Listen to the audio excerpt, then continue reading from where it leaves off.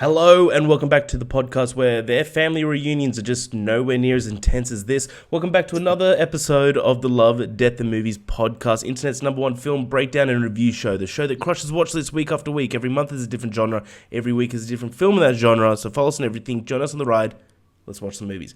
Byron, just letting you know, I just fucking nailed that. There was a good period of 15 episodes where I kept getting tongue-tied and tripping in the first... I heard, yeah. Yeah, first 10 seconds. And that sets a precedence for the rest of the episode where I'm just so self-conscious. So right now I'm riding on a high. With me, of course, Notorious. The Notorious of movies in New Zealand and the world. Byron. Byron, how are you? What in the world, eh? Hey, why not? I'll take that. One guy. I'm good. And look, 3 weeks in a row. Yeah, not bad. Not too shabby. The old Notorious is he's trying to become president of Ireland. Is that true? He's not fighting anymore. President of Ireland. Yeah, I don't know. Maybe he's I don't know who other. I don't know. I don't actually think there is another Notorious. No, not anymore. Yeah, not anymore. No clue. Yeah, not anymore. Maybe there's like a 5% chance. Yeah, true. We may get it. Maybe, who knows? Maybe we'll have to. That fight will be terrible. Fighting. That fight will be terrible if he comes back. It'll be god awful. He's so old. He's a weird. So old. He's like 36. Yeah, that's really old. I don't know. That's weird actually, because Connor, he's not in the right headspace, and he's probably. Oh yeah. But if he shows up, Connor still has one of the best IQs probably ever in MMA. Yeah. So it's weird. And Chandler's a kind of a dumb fuck who throws any form of IQ out the window when the fights start, and he throws stupid looping shots, and Connor's timing is kind of impeccable. He would catch him with a left hook. I would if that fight stood if Connor v Chandler still happened, I'm picking Connor like round 2. Yeah, wow. Because Connor still hits hard. Connor's still quick with it. I think it'd be Connor's still smart, and the build-up would be pretty bad. Yeah, Connor probably wouldn't even show up. No, he wouldn't need to. He still get paid.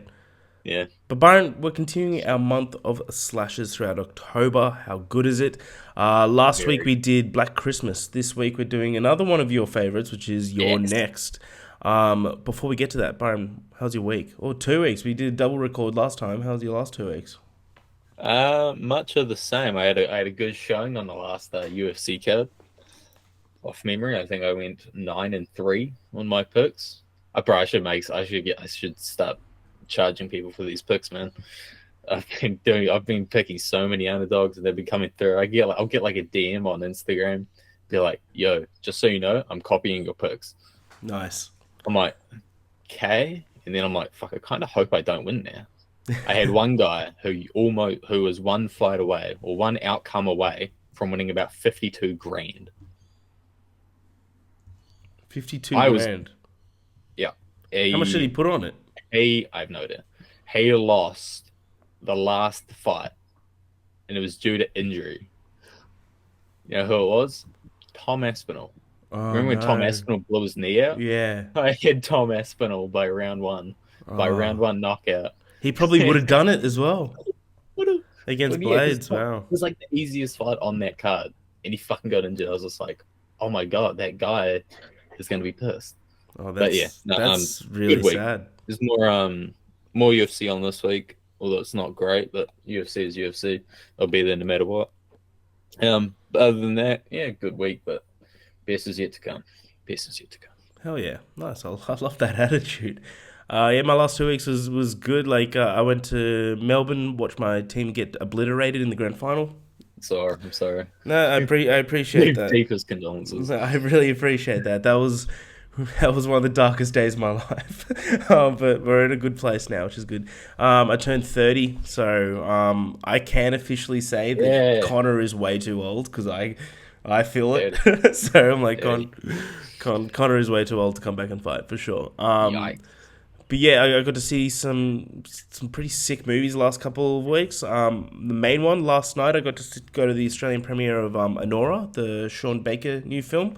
Guy that did Tangerine and Florida Project and won the Palme d'Or at Cannes. I keep getting Cannes and Venice confused, but Cannes Film Festival Yep. movie is unbelievable. Like I still haven't made my review yet. Probably review will be up by the time this goes out. It might be my movie of the year. It very much could be. It And fucking could be. that's kind of crazy. I know it's nuts. Kind It of was like crazy. the one. It's the one movie I came out of where I'm like the credits were rolling. I was like, holy shit! But it wasn't like a like horror thing or a sad thing or anything Yeah. like that. It was just like you take a step back. You're like that was magnificent sort of thing. You know, like where you're like, holy Yeah. fuck. Well, like I kind of had that after Doom, but that was like because like fucking visuals are overwhelming. The sound is excellent. Like every This- Doom 2 is excellent. Don't get me wrong. But after that, you're like, oh my god, because it was like so intense for a couple of hours. Whilst this was like such a fucking great story, Yeah, and and for it sure plays a part too because movies like Dune and Furiosa, you know it's going to be great to a certain extent. yeah, This, who knows? It yeah, could have been shit. it could Like, be absolutely. Before we get into your next, have you seen Joker 2 yet? I haven't. I'm very worried.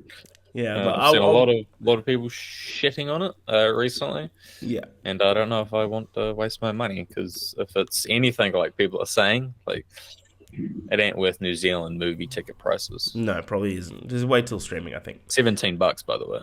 Yeah, I went to the premiere for that. I left it. I was like, and I gave it a 3 out of 5. And then the next morning I woke up and I was like, no, you did not like that. I was like, all right, I didn't know. I saw like Joker 1 enthusiasts like George I gave give it Joker who one. gives people I that give Joker 5 stars were giving this like ones and ones and a half. It's so I gave Joker 2 a 2. I it's think that's very fair. worrying. I gave Joker 1. Oh, I clicked on 2019. I gave Joker 1 4.5. I was about to say if it's at least a 4.5, I'll I be love happy. Joker 1. I think Joker 1's fantastic. It's also a thriller. Yeah, You remember yeah. our little draft back It in the is, day? but it's just such a fall from grace. But I believe there was some people that were sitting next to me that gave it 5 out of 5 in the, who still believe that it's 5 out of 5. So you No, might exit good it. on them. Yeah, you might exit it thinking it's great. But I don't really fuck with musicals, but yeah, this one's definitely musical. This one's definitely musical. But yeah, Gaga's mad. But we'll see. we'll speak about that another time because today we're talking about your next. Released No, in you. 20 no you No, you. okay. Released in 2011, directed by Adam Wingard. Do you know who Adam Wingard is? Like, have you seen the rest of the shit that he's I made? believe I've seen 4 of his movies. Yeah. Now I can't name them off the top of my head, So but he- I know I've seen a few. So he did Seen it. Godzilla X Kong and Godzilla vs Kong. Jesus. Seen it. Yeah. Did he do the Death Note? Yes. Yeah, I haven't seen that, but he you did, don't need yes. to see that, so that's good. He made the Blair Witch remake. I haven't seen the Also, Blair I Witch haven't remake. seen that. But Yeah, I that's don't feel 'cause like I need want to. it. Yeah, I don't want to. I'm the exact same with you. Yeah, but he also did, which I think is a fucking like hidden gem, The Guest, Yes, okay. And that was the other one I've seen. with Dan Oh, look at Stevens. that. Yeah, there Look you at go. that. Nice one. Yeah, 4. It's the guest is great. So damn Very good. underrated. So underrated. How good is Dan Stevens? It's a George and a half. Absolutely. So this was released, Your Next was released in 2011, directed by Adam Wingard, with a budget of only $1 million. The box office got $26.8 million. It's not huge, but it's definitely a return on profit. Quick synopsis is, did you remember to lock your door? When the Davison family comes under attack during their wedding anniversary getaway, the gang of mysterious killers soon learns that one of their victims harbors a secret talent for fighting back. Now, Byron, what's your opinion of this film? Give me your honest feedback of this film without giving me your score.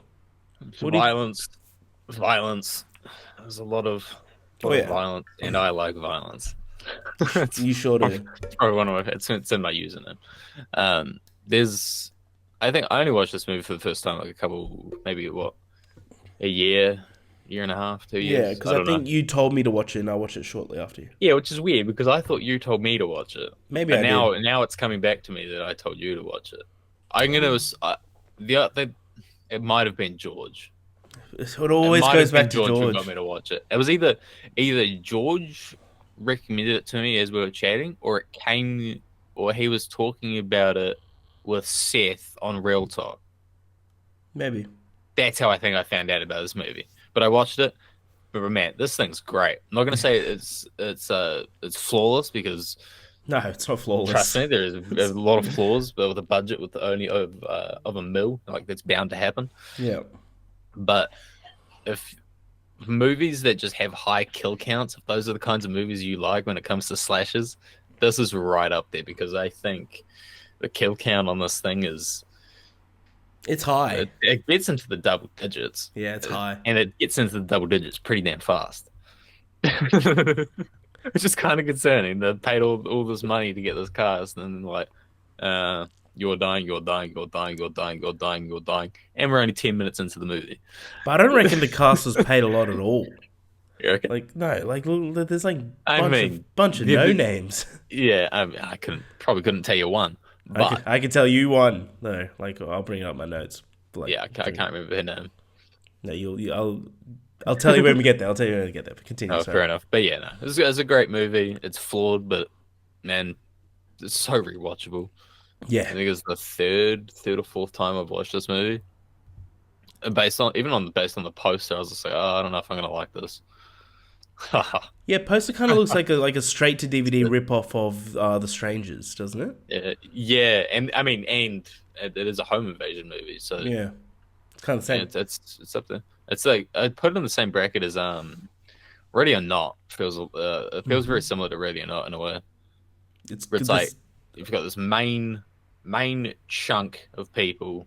Ready or Not is a bit bigger, but it's just this main chunk of people, and then all hell breaks loose. Yeah, for some reason, I thought the Ready or Not guys did this film before I rewatched it would this. make sense. Would make sense, right? But yeah, It'd make a ton of sense. yeah, nice. Yeah, I wholeheartedly echo everything you say. Is this movie perfect? No, but it's fucking fun. It's so much fun. It's so ridiculous and like I love slashers. Slashers could be my like favorite genre of film, like campy fun slashers. And like just the movies like this that are just so like they know it's so self-aware, knows exactly what it is, and it's just fun.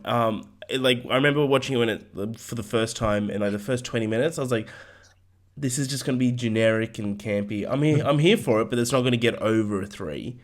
And then as soon as you kind of instantly realize that your main character is like has some like black ops training, and I'm like, oh, everyone here is fucked. I'm like, I thought that I was like, okay, now this movie's actually great. So it's like a good little twist there. I thought it was fucking awesome. I think this movie's great. It's super fun. It's low key. It's just such a fun ride, and yeah, you nail it. It's just so rewatchable. But let's get into the film. I got a bunch of notes, so I'm gonna go at a quick speed just to get through this shit. Okay, so in the opening scene, Eric and Talia are seen to be having some fun. After they finish, Eric gets up to take a shower and Talia heads downstairs to make herself a drink. She notices that the sliding door in the living room is open. Oh no, that's always terrible at a fucking start of a horror film. She closes the door and then pushes a CD. Who uses CDs? Pushes a CD back into the player. Eric finishes the shower and steps out of the bed into the bedroom where he sees something written on the mirror. As he steps closer, he realizes that the message reads, "You're next." When he looks down, he finds Talia in a pool of blood, stabbed to death. As Adam turns around, there's a masked man there who holds a machete above his head and kills him. And then we get, "You're next." Onto the thing. Great little opening. Classical slasher opening. I like it. So here we go. In the next scene, Paul and Aubrey, a middle-aged couple, are driving to their country home. As they pass by the neighbor's house, Paul mentions the neighbor, who we just saw get killed, recently left his wife for a co-ed, and then everything kind of makes sense. You're like, oh well. Well, this guy kind of deserved it. Yeah, you're like, oh well. They enter their country home. I love this, a country home, but it's just a massive fucking mansion. Heavily secluded in deep woods. You're like, all right, this is perfect location for a horror movie. It's like a Scooby-Doo mansion. For sure. Fuck, that's a good comparison, actually. It is. It's like one of those like houses that like in scenes like there's some scenes where characters kill each other, and they're all like talking in loud voices, but you can actually totally respect that no one else in the house will hear it. Yeah. I'm like, fuck, man, privilege. As they're unpacking, Aubrey hears noises upstairs. She's then startled by Paul, who enters the dining room when she's starting to set up. She asks if there's someone upstairs. He says no. She thinks that there is someone upstairs, but he just brushes it off. Classic, that it's a creaky old house. They hear another sound. Paul sends Aubrey outside while he goes to investigate. He enters the upstairs bedroom, about to open a dark closet door, which he probably should have because he would have seen something, when he's startled by Crispin. Crispin. Shit name. Crispin. Let's call him Crispy. Yeah. We're calling him Crispy for the rest of the name. It was definitely the dad who named him that. Oh yeah, which is his son Crispy, who asks why his mother is crying outside. Paul and Crispy head downstairs. Once they leave the room, the closet door creaks open, revealing someone was in fact hiding inside. How long can you last in a room like that, in a little closet? 5 months. That's pretty impressive. I got ADHD. I don't want to fucking be in there. As long as you got like a live stream to UFC, you're fine. Oh hell! If you put how I ain't leaving. I ain't fucking... 30 a month. Yeah, fair play. Paul and Crispy meet Aubrey outside, where they're confronted by Eric, Crispy's Australian. Oh, sorry, not Eric. Erin, Crispy's Australian girlfriend. You can obviously tell that, yeah, Erin's the fucking shit. It is later revealed that the entire weekend is a family reunion of sorts, which Crispy's two brothers and sisters, wrote this wrong. Reunion of sorts. Shit, sorry. Which includes Crispy's two brothers and sisters, Erin and two brothers and sisters. I just fucked up that entire sentence. Let's move on. Erin and Crispy are first to arrive, and the rest are set to arrive the next day. That night, while in bed, Crispy reveals to Erin that his father was in the marketing department for a huge defense contract company, and the family is loaded. You don't need to say that. We're sleeping in a mansion in wine country. I know your family is fucking loaded. Yeah. The next morning, Crispy arrives, awakens, and heads downstairs, where he finds Erin sitting with Drake, Crispy's brother, and Kelly, which is Drake's wife. I like these two. These like, Drake's a bit of an asshole, but like his brother's such a. I don't think there's like, Erin's the only normal one in this entire film. Everyone acts either dodgy or annoying. Yes, except for Erin. Except for Erin, yeah. Erin's a fucking shit. It's weird. Yeah. But she's Australian, so is she really normal? Yeah, so Drake is somewhat arrogant and condescending, and mocks Crispy for being fat as a child. I like that. That's why I like him. Like, this guy's fucking awesome. Erin goes into the kitchen where Aubrey is preparing dinner, as she asked if she needs any help. Aubrey asks if Erin can go to the neighbor's house and borrow some milk. No, like, just fucking Uber Eats it. Like I'm not going to the fucking neighbors who I don't know, and you know, that's kind of weird. It's probably easier just to go to the fucking store, wherever it is. You can probably do that here. Yeah, because most people are friendly here, so they'll probably say yes. But it's a secluded mansion. Yeah, like the word secluded needs to be taken into account. If you want to find a mansion in New Zealand out in the country, you better be ready to look for a while. Yeah, you get your fucking shoes on. Yeah. So Erin heads over to the house where she hears the song that was playing while the people getting killed, just blaring. As she knocks on the door, the song starts and starts right back up again. But from inside the house, we see Eric's dead body popped up on a sofa. So it appears that he's just sitting as we hear Erin knock on the door, which she receives no reply. She heads back to the house. I love that little bit where it's just like a touch on like, hey, remember, this is gonna be fucked up. This isn't a fun getaway. But like, she's still like one door away from. That's like the kind of like the ongoing thing is like you're one door away from seeing the true horror of this film. Like if they just opened up the closet door, they would have seen someone in there. If they just like she opened up or she like even peered through a window, she probably would have seen at least one of the dead bodies. Yeah. So later that night, the rest of the family arrive, which is Felix, Crispy, and Drake's older other brother, and his girlfriend Z, which the Z.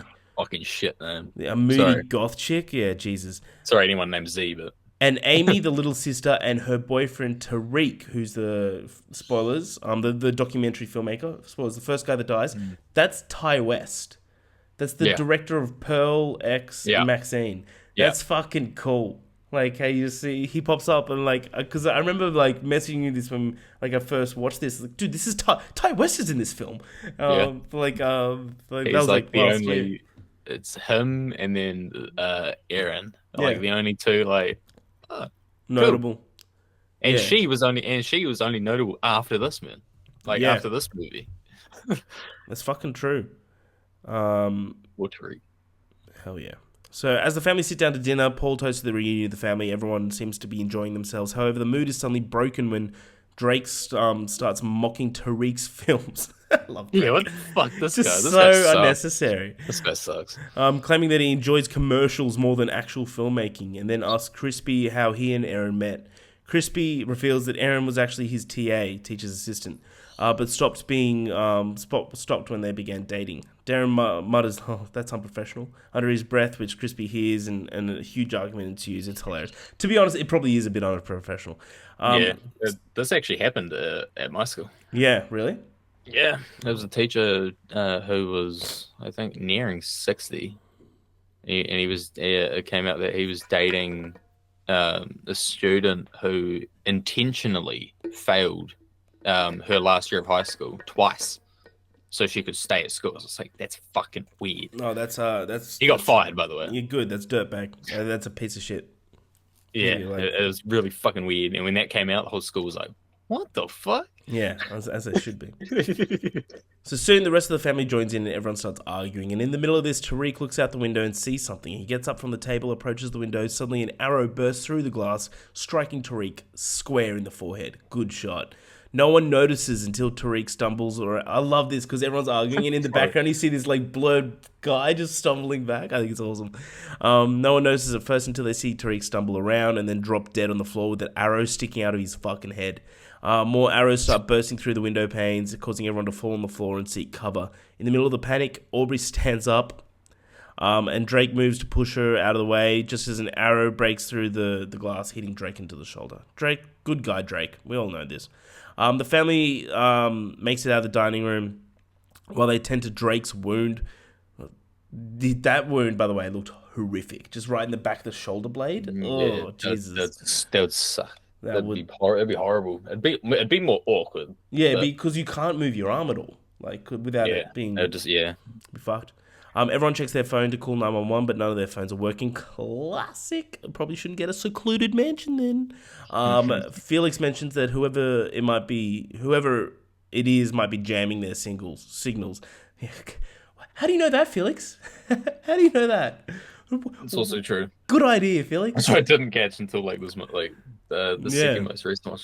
There was a thing in the boot. Yeah.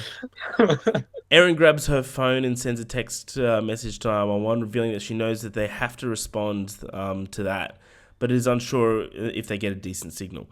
They decide that one of them should run outside. This scene's fucked. This scene's also why They're outside. Oh, like they're outside. Add it to the list of wait. Okay, hold the fuck on. No, Yeah. hold on. I'm ranting. You see an arrow come through. You obviously see Erin literally sees what direction the arrow comes from. Yeah. She spots the glass on the floor. She looks up, sees where it came through. Obviously knows that it came from out fucking side. Mm-hmm. Let's send someone out that same direction. Not only outside in the exact direction. Yeah. But the scene is awesome. Yeah. The scene's fucking awesome. So good. So stupid. She deserves what happens. Sorry. So the father opened the door. So they decide that one of them should run outside for whatever reason and try to get to one of the cars. Amy volunteers because she's fast. Crispy suggests that Amy get a running start and that he and Paul will open the door at the last second so as to catch the killers by surprise. Amy makes a break for the door. They open the door. She tries to make it outside, but is immediately cut down by a length of piano wire stretched across horizontally in front of the door. That is horrifying to think of. That is a terrifying way to go. That was Ty West's idea, I bet. Oh, yeah, probably. The wire slices Amy's jugular, and after they pull her back from safety, the family watches helplessly as she bleeds to death. Amy breaks down after watching her daughter die. Erin, wait, is that Amy? Sorry, the mother breaks down. Aubrey breaks down, sorry. Yeah. There's just so many white names. I'm sorry. Yeah. Just so many white names. Yep. Aaron runs upstairs and checks around and finding no one, it's just that they put Aubrey to bed. Paul comforts Aubrey as he puts her in bed and leaves the room, locking the door behind him.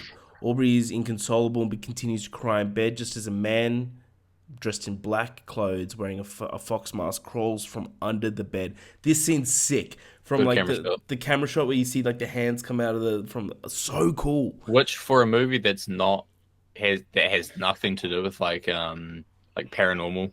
Yeah, Like you don't see like shit crawling out from under beds that aren't in paranormal movies. yep, Like this is the kind of like shit you see in like Hereditary and The Conjuring movies like that.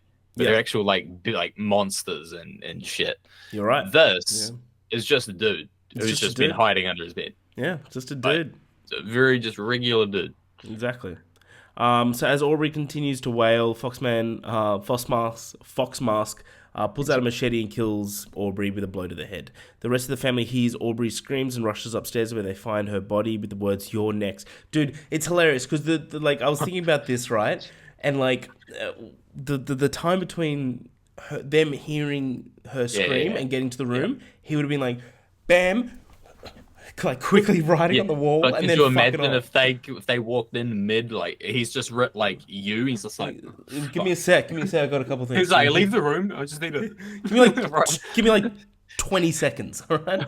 walk in. What the fuck? Yeah, gee, it's pretty incredible handwriting considering how quickly he had to do it. Yeah, for sure. But yeah, scrawled on the wall in her blood. Paul breaks down, of course, and is helped back downstairs by his sons. Kelly goes up into the bedroom to see Aubrey's corpse and notices the window is open. Ooh. She moves to close the window, then hears something in the room. She peeks under the bed and sees Fox Mask. Frightened, Kelly runs from the room screaming and runs outside. Drake goes after her but is knocked back by the arrow sticking out of his shoulder against the piano wire, causing him in extreme pain. That would hurt. He grabs the end of the arrow and yanks it from his shoulder, causing him to pass out. Crispy and Aaron pull Drake back inside, and Crispy then tells Aaron that he's going to go look for help and promises he will return. So, anything to add these like opening scenes? You kind of get like the taste of how everything's going to pan out from that dinner scene, and like any commentary around the family.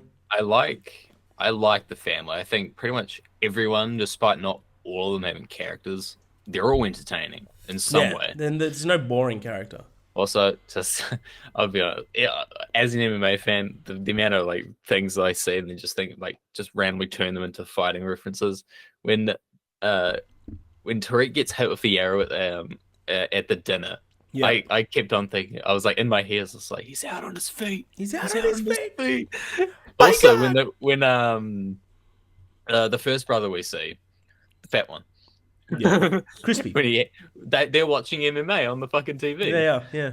And I was, oh, bro, you don't know how many times I paused it and I was just looking at it. I was just like, huh. I think I could get it eventually if it's a major promotion. I think I could get who that is because it low key looks like Matt Serra. Oh, really? That's cool. That's why I was just like, is that Matt Serra? What the fuck? But yeah, I think the whole dynamic with the family is really good. I think the dialogue it's equally as funny as it is like oh, this is kind of like intense / disturbing / like nauseous, you know. So I think the writing behind these characters is pretty funny. I like how they establish the relationships between certain people. Mm-hmm. I think that's really good. The opening kills are really solid. Again, this movie has a high kill count, and the fact that this movie is maybe like 15 minutes, 20 minutes into this movie so far, and we've had like four or five people. But they're all creative kills as well. Get cut, yeah. Like the piano line, I don't recall seeing that exact kill, you know, that's unique. Mm-hmm. I don't like off-screen kills, but the image of the mother in the bed is great. Yeah. And then also I forgot about the fucking jump scare, and I hate to admit, but it got me. The one under the bed? Yeah. Yeah. Because I always think he left and jumped out the window. that he came in from, I always think he left. So when she checks the bed, I was like, "Where are you checking the bed?" He obviously ran. And so I was like, "God damn it!" But yeah, so far, I think this movie did a really, really good job. Despite your generic start to a slasher movie, especially a 2010s slasher movie. Expectations weren't overly high. I don't think it was great. It was your every other slasher, but the 20 minutes that followed that, beautiful. Hell yeah. I love it. Yeah, you said perfectly. I love just like how, even just like down to the end, the range of different kills is so damn good. But yeah, Kelly rushes through the woods and comes upon Eric's house, the neighbor that we saw at the beginning. She sees Eric sitting on the couch and she screams to be led inside, slamming her hands against the back windows. Eric, however, doesn't seem to be responding because he's dead. As Kelly continues to pound on the glass, the reflection of a man wearing a tiger mask materializes behind her. She turns around, and just as the person with the tiger mask throws her through the glass, Kelly, injured and bleeding, begins to crawl across the floor as Tiger Mask pulls out a maul, which is like a giant axe. Yeah. It's like a thick axe. It's like what you use to like cut down thick trees. I've done that. Yep. Oh, I bet. Do you use axes or you just use your bare hands? Yeah. All hands. Yeah, exactly. For Fair sure, play. for sure. He puts his foot on Kelly's neck and slams the maul into Kelly's head. I think that it's like a golf swing. I thought that was pretty horrifying. Yeah. Tease it up. Yeah. He then pulls the maul from her head, sits down on the couch next to Eric's corpse, staring at Kelly's dead body. It's kind of sadistic. Back at the house, Erin goes into the kitchen to gather weapons. This is when I was like, all right, Erin's the fucking chick. Erin knows what the fuck she's doing. Yeah.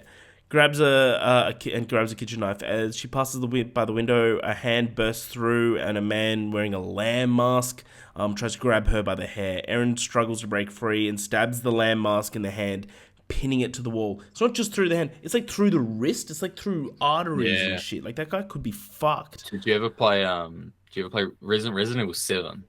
Yeah. Mia puts a knife through your hand, but then she cuts your hand off with a fucking chainsaw. Yeah. That's what it reminded me of. Yeah, that's true. I was just like, oh, this reminds me of Mia, except this person in a mask isn't possessed. Yeah. That's true. That's very true. But as Erin moves to get another weapon, grabbing a meat pounder, which we fucking love the meat pounder in this. When she turns back to the window, she finds the lamb mask is gone. Classic. Erin moves to the living room where she finds Felix and Z. I fucking hate these two. Is about to hand them weapons when another window explodes, causing Erin to fall to the ground, dropping all of the weapons. She looks up and sees that Kelly's corpse was used to break the glass as Tiger Man enters the home.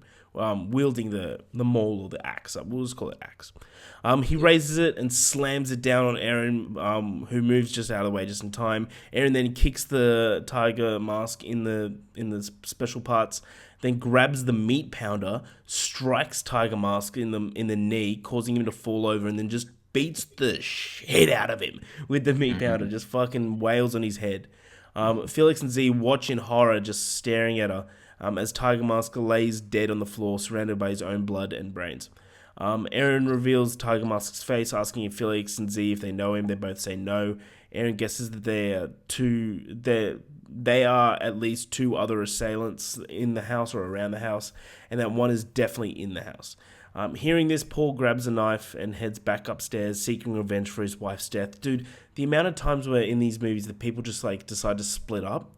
So yeah, what the fuck, she's man? like, there's two. We're like, cool, there's like 4 of us in this room. It's like, I'll go check it out. Fuck off. Yeah, something stupid. So stupid. Erin notices that he's gone and goes to find him, but Felix and Z offer to go and get him instead. Erin then heads down to the basement after Felix reveals that he has an additional... that there are additional tools down there that you can use as weapons. They've got enough weapons. While upstairs, Paul searches for the other assailant and is shadowed by Fox Mask. Paul checks the closet from earlier where he finds a sleeping bag, a bottled water, and a few even filled up by urine. Makes sense. Revealing that someone had camped in the closet over the past few days. He sees a phone that has an ongoing live stream of UFC. Ooh, Byron. Holy shit. That's weird. He's startled by Felix and Z, who convince him to come back downstairs. Paul tells them that they're being targeted. This was not a random act of violence. Just as Foxman steps out of the corner and slices his throat with the machete. Paul dies a slow, bloody, agonizing death as Felix and Z watch without any emotion. After Paul dies, Foxmask walks up to Felix and Z, and Felix asks Foxmask, "Why did you have to do it in front of us?" And it's revealed that the assailants are working for Felix and that he's after the inheritance that is worth millions. Anything to add here, Byron? No, I think not necessarily reveal, but them finding out that the dude's just been in the fucking horses. By the way, I don't. If this was the dickhead brother finding this closet, he would have his dialogue would have been so different. Would have been so different. But that's all I could think about watching that scene. Yeah, like the reactions, just like, but damn it. But yeah, I like the scene. This is when everyone starts getting dodgy. Yeah, this is when everybody starts acting like it's just like they're all participating in a game show, and your objective is to get called the killer. Yeah. Because everybody is fucking suspicious. Suspicious as fuck? Yes. But yeah, I don't think it's a whole lot here. It's just more it's more good shit. Yeah, that's a good way of describing it. Yes, more good shit. Hell yeah. It's just slasher violence that we love so very much. It's a fucking one of the best genres of all time. Downstairs, Landmask enters the house. Landmask enters the house and finds Tiger Mask dead on the ground. Lol. Lamb goes into a rage. By the way, their names are the animals. That's what we've all come to accept. It's so funny. Lamb goes into a rage, turning the dining room table over, screaming. And Aaron hears the screams, grabs a screwdriver, and heads back upstairs. Drake also awakens from the screen and is cornered by the Landmask, who is hell-bent on revenge. He approaches Drake with the machete just as Aaron runs into the room and stabs Lamb in the back. Landmask screams in pain and then rushes for the front door with the screwdriver still in his back. Aaron then tells Drake that he blacked out. He asks about Kelly and not wanting to reveal the truth. Aaron says that he doesn't know where she is. Doesn't want to tell him that his wife's dead. He's got to find out. Felix and Z re-enter the room, both saying that they found nothing upstairs. Aaron then tells Drake and Felix to go to the basement to find more weapons, as she and Z will make booby traps. I love this because it's so painfully obvious that Felix and Z are bad, because they're like, "Where's your dad?" He's like, "Oh, he's sleeping upstairs." Yeah. Who's sleeping right now? The fucking The last person they went to sleep fucking died. Yeah, but the adrenaline in your fucking body right now would be huge. Aaron and Z take some boards and drive nails through them, placing them under exposed windows so that anyone stepping through would step on a nail. Sorry. Good trap. Yeah, Z asks where Aaron learned all her tactics. Aaron now reveals that she had a strange childhood and that her father went crazy when she was a kid and moved the entire family to the outback in Australia. And basically raised Aaron to be in a survivalist compound. I've been to the outback. You do need some good survival skills to survive out there. As she explains this, Z picks up one of the boards and is about to drive the nails into Aaron, but stops when she turns around. Fucking mistake. Why? Yeah, just fucking do it. Why would you? You fucking pussy. You've done half the fucking work. Yeah. If she turns around, you can hit her quicker than she can move out the way. And then it's literally just to register what's happening, and that takes a second. And then it's just you guys versus the injured brother. Yeah. That's it. And he's the easiest one to kill. Yeah. Exactly. I can fucking kill him. Yeah. Oh yeah. Yeah. Slowly. Yeah. Downstairs, Felix reveals that to Drake that Kelly is actually dead. Drake breaks down and yells at his brother, who proceeds to stab Drake in the chest with 5 screwdrivers, and he's just yelling at him to die. Meanwhile, he's like, "Please just die, just die." Meanwhile, Aaron asks Paul and Z. Asks about Paul, and Z says he's upstairs and that he's fine. He just went to sleep. Aaron wants to go up and check on him, but Z volunteers to do so. Classic. Aaron says that they can go up together. Z changes her mind and says that she feels safer downstairs. Aaron heads upstairs as Z goes to the basement to meet up with Felix. Upstairs, Aaron finds Paul's corpse and is suddenly cornered by Fox Mask. With nowhere to go, she just jumps through the second-story window, landing on the ground below with a shard of glass and impales her on her left leg. Yeah, fucking A.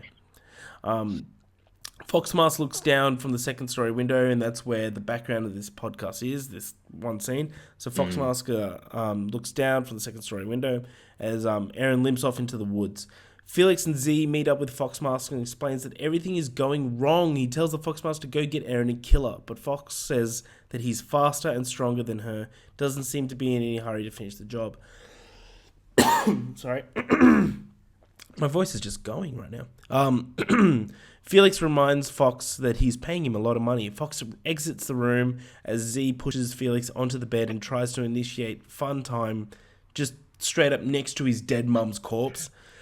Felix, fair enough, declines as he's not in the mood and no one ever should be in the mood. It's fucking deranged, man. Yeah, Felix is revolted as Z states that he never wants to do anything interesting. Interesting, yeah, we'll call They're it. killing their entire family right now. Yeah, he also doesn't seem like overly concerned. Not at all. Felix leaves the room while Z steals the ring off Aubrey's corpse. What a fucking menace. Do you have anything to add here? No, this is like kind of where the stupid moments start to come. Like decisions start making your common horror decisions. Like, we could have had this movie done, but it'd be pretty close to being done by now if people were intelligent. Oh yeah. I mean, the whatever killer says about, you know, like no, not in any hurry. It's just like, what? Why are you trying to like extend the time? Yeah, you're not getting paid by the hour. It just gives you more time to get caught, you dumb fuck. Yeah, you're not a therapist. Just do the job. Yeah. It's like it's monologuing, really. Yeah. Monologuing is the villain's greatest weakness. It is. Yeah, it is. It's fucking monologuing. It is. It happens every time. It does. It fucking But, does. Yeah. Good scenes, good kills. Much more of the same. I love violence. Amen. Amen.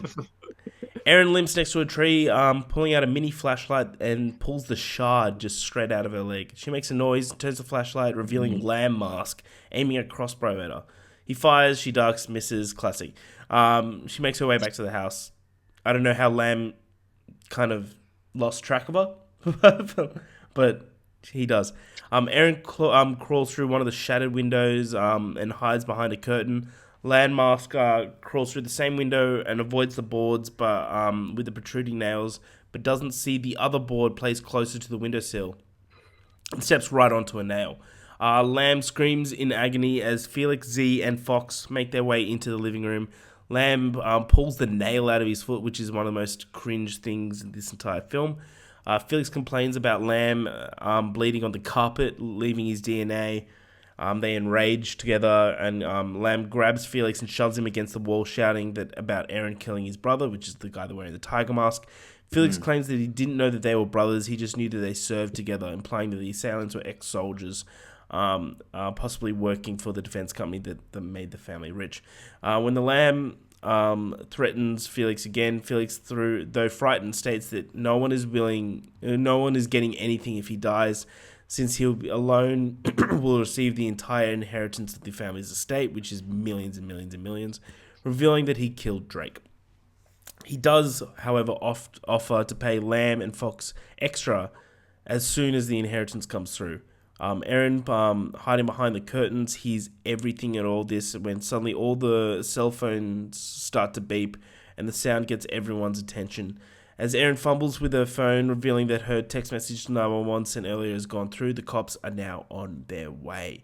After Felix agrees to pay the assailants extra, Fox grabs the machete and walks over to the curtains to kill Aaron. Aaron, absolutely weaponless, raises her fists because she's a fucking beast. And when Fox pulls back the curtains, she punches him just straight in the throat. Fox grabs his throat, choking as Aaron escapes out of the house. When she makes it outside, she doubles back into the house through another exposed window. I love this. She's fucking sick. Her movement is unreal. This is the kind of movie that I would want. I want a killer to have this like moveset. Yeah. Like, give me like not on the same level. I'm not saying Aaron's the same level. Give me like John Wick's skill set, but as a murderer. Oh yeah. Give me that. Give me that as a movie. I want to see that. That'd be cool. That'd be terrifying. Yeah. So Felix Z, Fox Mask, having recovered from the throat punch, rush out to kill her with Lamb Mask dragging his wounded foot, follows behind. Felix Z and Fox Mask split up in search for her, with Felix using the crossbow from Fox Mask. Lamb, once he makes it outside, notices the other window and slowly approaches it with the axe ready, pokes his head through, and Aaron stabs him in the head with a screwdriver, killing him and taking the axe. She is upgraded. Dude, she's just one by one just ticking them off. Yep. While inside the house, Aaron sets up a booby trap by positioning the maul above the door, holding it back with a brick and some yarn, and trying it to a chair, and tying it to a chair. Sorry, so that once the front door is open, the axe swings down and kills whoever is walking through. As she's finishing setting up the trap, she sees that Fox is heading back to the house. She anticipates him opening the door, but is surprised that he goes through the exposed window. Erin makes her way through the basement where she smashes out all the lights. She sets up digital cameras. She sets up her digital camera to take numerous pictures automatically using the flash every time. Fox enters the darkened basement, lit only by the flashes of the camera. As he approaches the camera, Aaron takes a block of wood and smashes Fox over the head. Again, the amount of different kills in this, just a block of fucking wood. She just beats the living shit out of him then to death with this block of wood, and then just exits the basement. Yeah, The guy just smart writing. It's great. Like that this is like one of the few horror movies they're like, oh wait, this is a weapon. Yeah, And this can be used as a weapon. It doesn't need to be a knife. It doesn't always need to be, doesn't always need to be a sharp object or a fucking. You don't need to just use shit. Yeah. Most things you'll be surprised can be just used fucking weapons. Fucking use shit. She heads back to the living room and slowly picks up the discarded knife, not seeing that Felix is outside with the crossbow, putting her in his sights. She senses something and turns to the right as the arrow bursts through the glass. She falls over, seemingly hit. Felix and Z crawl through the window and go find Aaron. Z enters the kitchen where she finds Aaron, who is not hit by the arrow, and they fight. Classic. Felix enters and stabs Aaron in the shoulder with a knife. Jesus. Aaron grabs the blender. Kill of the movie. Grabs the blender, smashes it on Eric's head, places the exposed blades at the top of his head, wraps the cord around his neck, plugs in the blender into the wall socket. As Aaron, exhausted and bleeding, sits next to the corpse of Felix and Z, because she killed Z, sorry. I don't think I wrote that down. She hears Felix's cell phone ring. So this is where you're like, oh, she's won. Yeah. The blender starts up. The blade's cutting. Oh, sorry. Blade's cutting through. I skipped a bit. Cutting through Felix's skull, killing him. Z watches in horror. Aaron pulls out a knife out of his shoulder and just stabs Z through the head. Just boom, dead. Yep. The phone rings. She grabs the phone and accepts the call. She doesn't say anything, but she hears Crispy on the other end asking Felix if it's all over. And Crispy enters and if he can come back. Crispy enters the house, continuing to talk to whom he believes is Felix until she turns a corner. He turns a corner and finds Aaron holding the cell phone in one hand and a knife in the other. Crispy asks about Felix and Z. Aaron straight up is like, I killed them both. Everyone's dead. Your family, motherfucker. Yeah. Crispy tries to explain that he was in on it. But that was because he was broke and offers to pay off Aaron's student debts, quit her bartending job, and take her on a vacation. He tries to explain that she was never meant to be harmed, but things got out of control. He slowly approaches her, trying to convince her that she can either get rich or go to jail. Aaron then stabs him in the neck with behind the ear, causing him to bleed severely, because that's where one of the major arteries is. Before finishing him off by stabbing him in the eye. Classic. Crispy falls to the ground dead. Awesome. Just as Aaron is about to leave, she is shot in the shoulder and falls to the ground. A young police officer stands in one of the exposed windows holding a smoking gun. Surprised by either what he did or what he's seen. Or what she did or what he's seen. Mistakenly thinking that Aaron might be responsible for all the killings, the cop returns to the patrol car, radios to dispatch about bringing backup and an ambulance. He then heads towards the head to the opening of the front door of the house and opens the front door. Aaron screams with little strength, screams for the cop not to enter through the way that he did, just as the maul slams into the cop's face. Boom, ends. Film ends. That is your next Idiot. Oh, but it's so good. It's so good. Idiot. It's a great way to end a film. Byron, give me your final thoughts. Anything to add of that last bit, and final thoughts of the film and your score. I kind of hate myself. I typically get a lot of when it comes to like guess who the killers are. Typically, I can get it. Z was dodgy from the start. Yeah, she was hands down like number one. Like I got her straight away. Her boyfriend, I realized about halfway through. I hate how I never got Crispy. It's bordering on bullshit that I didn't get that he was the killer because it was so obvious. He was acting so like nervous this entire movie, and then he dips out half movie, and then you haven't seen him for like 20 minutes. It's just like, wait a minute, why is he not like? Why have we not heard anything about him? And then it's the end. It's just like, god damn it. But so I think they did a really good job. Hell yeah. With it, man. This movie's so good. It's so good. It's incredibly entertaining, start to finish. I think the characters, no matter how big or small, or impactful they are to the story, I think it's great. When it comes to home invasion, the home invasion narrative, I think this is it's definitely one of the better ones. But I still don't think this movie's as appreciated as it really should be. Agreed. Because I think this is one of the most underappreciated horror / slasher movies in the last 20 years. I really believe that. I think there's nothing in here that's I would describe as bad. I think everything is pretty much good and above. But this movie primarily is just a good time. Yeah, that's where I think this movie thrives. I like the balance between comedy and horror, even though the comedy pretty much comes from one person.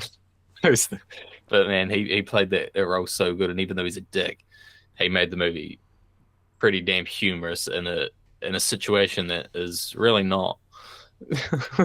He's got his whole family dying. He's still like cracking one-liners, you know. But yeah, I like this movie. I like the reveal at the end.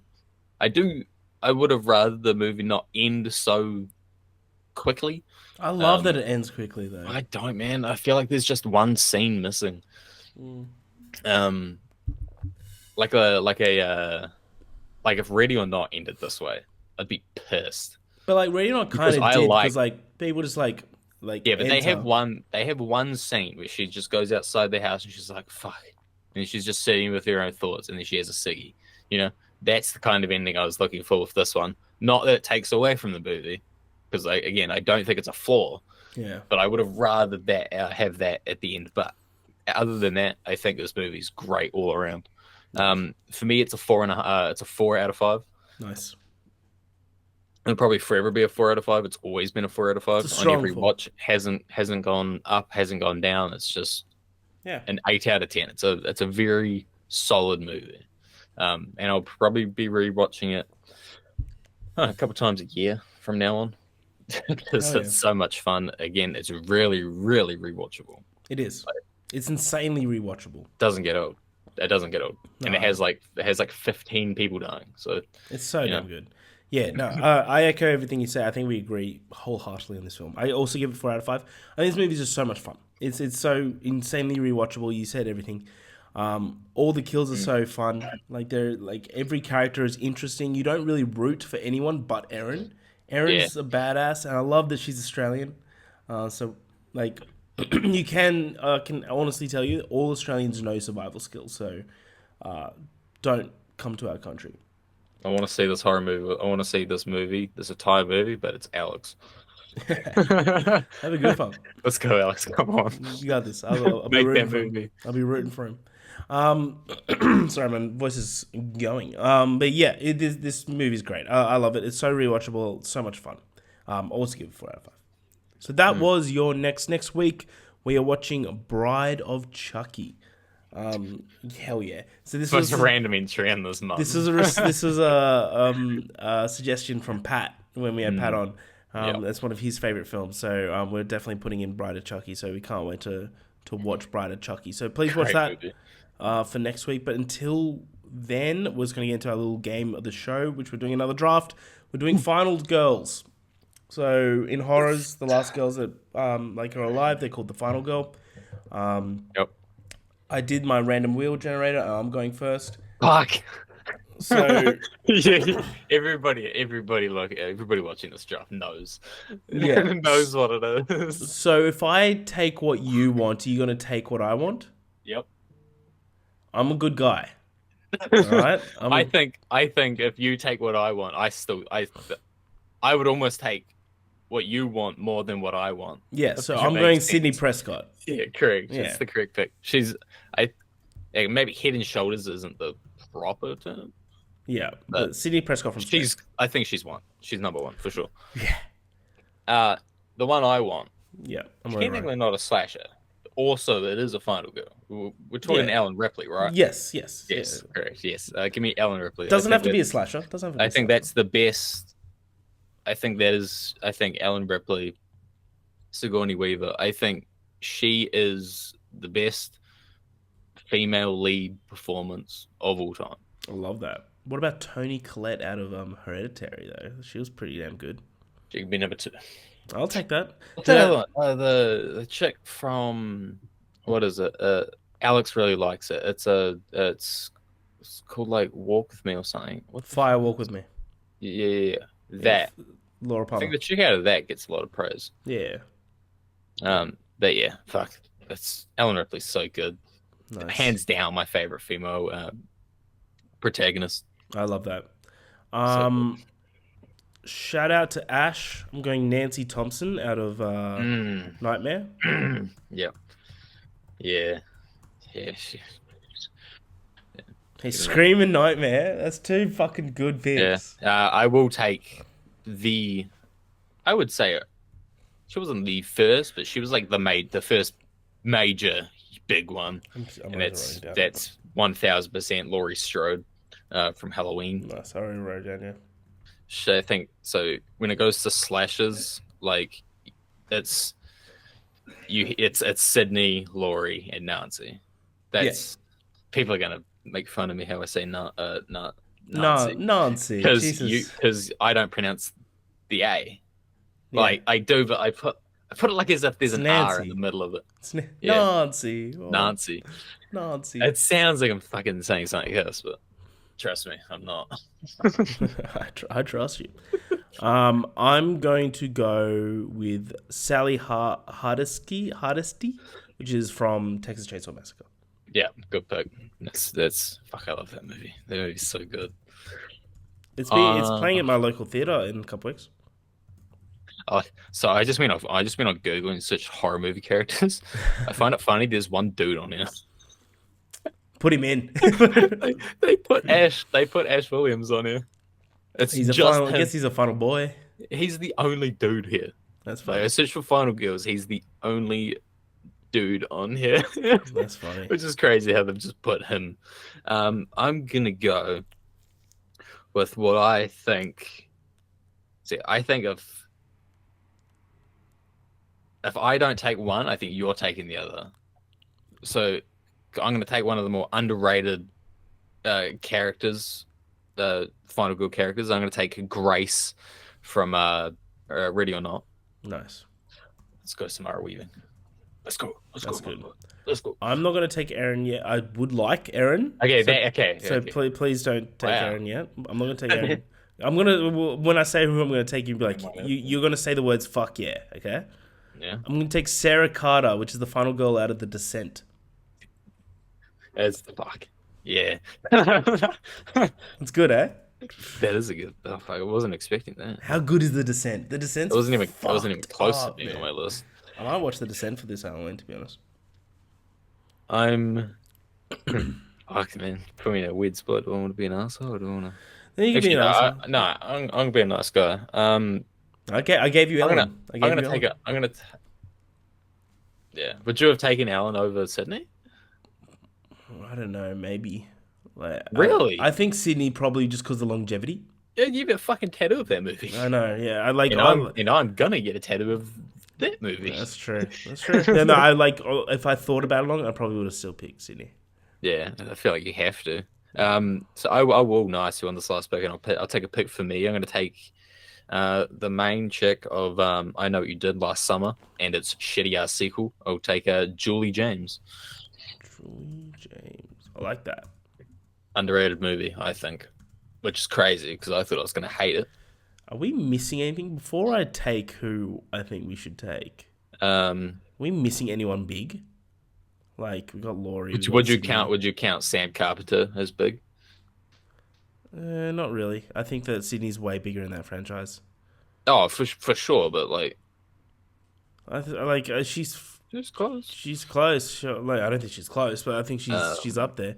I'm taking Erin from Ready or Not. Take Jess from Black Christmas. No, because she fucking went upstairs.